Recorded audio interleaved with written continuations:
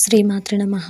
October 28 చంద్రగ్రహణం తర్వాత కుంభరాశి వారికి జరగబోయేది ఇదే. చంద్రగ్రహణంలోపు కుంభరాశి వారికి ఒక గండం ఉంది. మీరు ముందుగానే ఇలా తప్పించుకోండి. ఇంకా అక్టోబర్లో రాబోతున్న శక్తివంతమైన చంద్రగ్రహణంలోపు కుంభరాశి వారికి ఇంకా ఎలాంటి కీలక పరిణామాలు చోటు చేసుకోబోతున్నాయో కూడా ఈరోజు మనం ఈ వీడియోలో చూసి వివరంగా తెలుసుకుందాం. అంతకంటే ముందు ఈ వీడియో కనుక మీకు నచ్చినట్లయితే లైక్ చేయండి, షేర్ చేయండి. అలాగే మరెన్నో ఇలాంటి ఆధ్యాత్మిక విషయాల కోసం మన ఛానల్ని సబ్స్క్రైబ్ చేసుకోండి.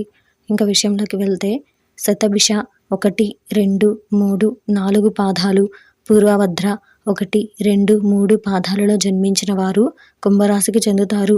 రాశిచక్రంలో కుంభరాశి 11వది. ఈ రాశికి అధిపతి శని. కుంభరాశిని స్థిర రాశి అని పిలుస్తూ ఉంటారు. కుంభరాశి వారు అదృష్టం వల్ల మంచి స్థితికి చేరుకుంటారు. వీరి స్త్రీ సంతానం పట్ల అభిమానం కూడా ఎక్కువగా ఉంటుంది. జీవిత ప్రారంభంలో తెలిసి తెలియక తీసుకున్నటువంటి కొన్ని నిర్ణయాలు మంచికి దారితీస్తాయి. అయితే మీరు అందులం ఎక్కించి బలోపేతం చేసిన అసమర్థులైన చిన్నపాటి వ్యక్తులే వీరికి శత్రువులవుతారు.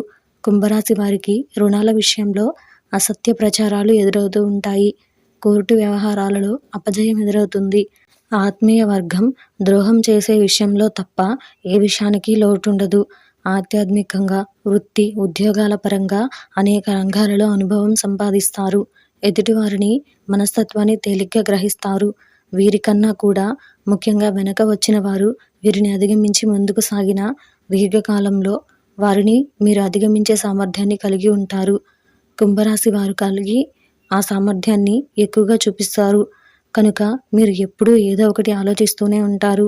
ప్రణాళికలు రచిస్తూ పథకాలు వేస్తూ ఉంటారు. కానీ ఇవి ఎప్పుడు కార్యరూపం దాలుస్తాయో మాత్రం ఎవరికీ తెలియదు. సాంఘిక కార్యక్రమాల్లో ఎక్కువగా పాల్గొంటారు.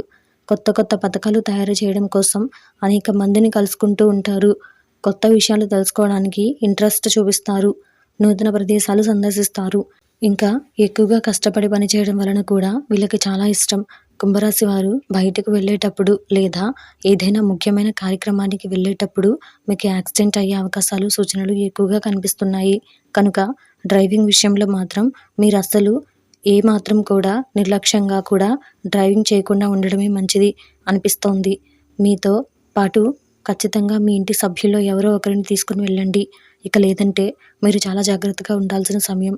కాబట్టి మీరు కొంతకాలం పాటు ఇలా దూర ప్రయాణాలని వాయిదా వేస్తే మంచిది.